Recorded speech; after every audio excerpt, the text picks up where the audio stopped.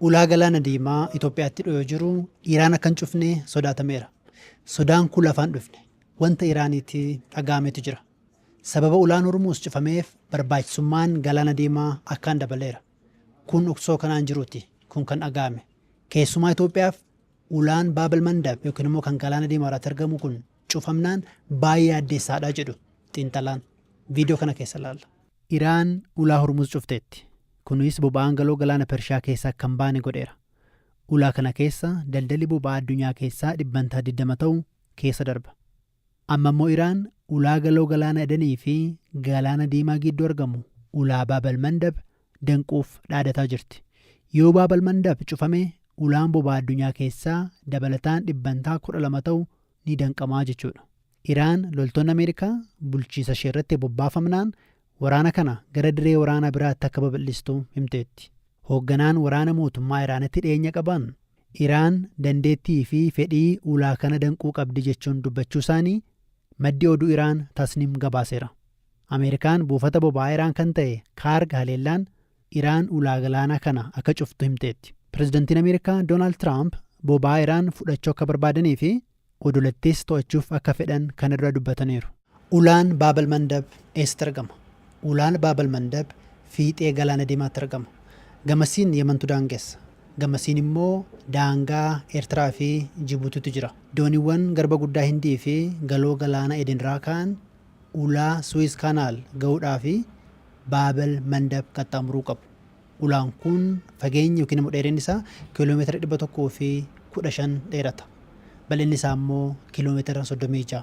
Bara 1869 bo'oon Suwiis Kaanaal banamuu hordofee Baabal Mandab sochii daldala addunyaa keessatti shoora murteessaa akka qabaatu ta'e. Kanaanis Awurooppaa fi Eeshiyaa gidduu adeemuuf daandii galaanaa isa gabaabaa ta'e. Galaanni diimaa sarara doonii akkaan ko'oman keessaa yoo ta'u, tiraafika daandii galaanaa addunyaa keessaa tokko arfaffaa qabata. Akka odeeffannoon boba'aa Ameerikaa agarsiisutti taanaan biyyoota baha giddu galeessaa fi Eeshiyaa irraa boba'aan gara lixaa adeemu barmeelli miliyoona 5 ta'u ulaa kana keessa darba. Kana malees gaasiin dhangala'aa addunyaa 800 ta'u sararuma kana keessa waan darbuuf dhiyeessii annisaa addunyaa keessatti iddoo guddaa qaba jechuudha. Ulaan Hormuuz cufamuu hordofee barbaachisummaan galaana diimaa dabaleera. Saudi Arabiyaan buufata Kaayambuu irraa boba'aa guuruuf Baabal Mandab fayyadamuu jalqabdeetti. Riyaad guyya guyyaan ujummoowwan bahaarraa boba'aa barmeela miliyoonaan lakkaa'amuu daddabarsiti. Boba'aa jigitaa fi gaasii dabalatee Baabal Mandab bahaa fi dhiya gidduu sarara daldalaa yoo ta'u, dooniiwwan fe'umsaa baay'ee sarara kanaan darbu. Ulaan Baabal Mandab cufamnaan miidhaan isaa Itoophiyaaf hamaadhaa jedhu xiinxalaan BBC'n dubbise. Karra Jibuutiidha kan Itoophiyaan fayyadamtu karri tokko kun kan danqamu yoo ta'e alarjii fi daldalli alaa Itoophiyaa akka guddaa keessa galuu danda'a jechaadha. Dhiibbaa guddaadha kan inni fidu waa dubbachuudhaa fi xaa'oon yeroo ittiin galu taanaan qonni Itoophiyaa irra caalaan isaa bokkaa jallaa irratti kan hundaa'u irra caalaan isaa qonni bonaa amma xiqqoo babal'achaa yoo deemanii qote bulaan yeroodhaan xaa'oo kana hin argatu taanaan qaala'insa jireenyaa hamaa biyya mudataa beellatu biyya mudataa hojii dhabdummaa illee babal'isaa ikoonoomii Itoophiyaas ta'ee biyyoota ikoonoomii isaanii gadaanaa ta'e kana akka malee miidhuu danda'a jechaadha. Ulaa Baabal Mandab irratti haleellaan yoo raawwate haleellaa kana kan raawwatuu danda'u hidhattoota Huutii Yemen jiranidha. Hidhattooti kun haleellaa kana keessumaa Iraan bira dhaabbatanii raawwachuuf qophii akka qaban miidiyaatti dubbataniiru.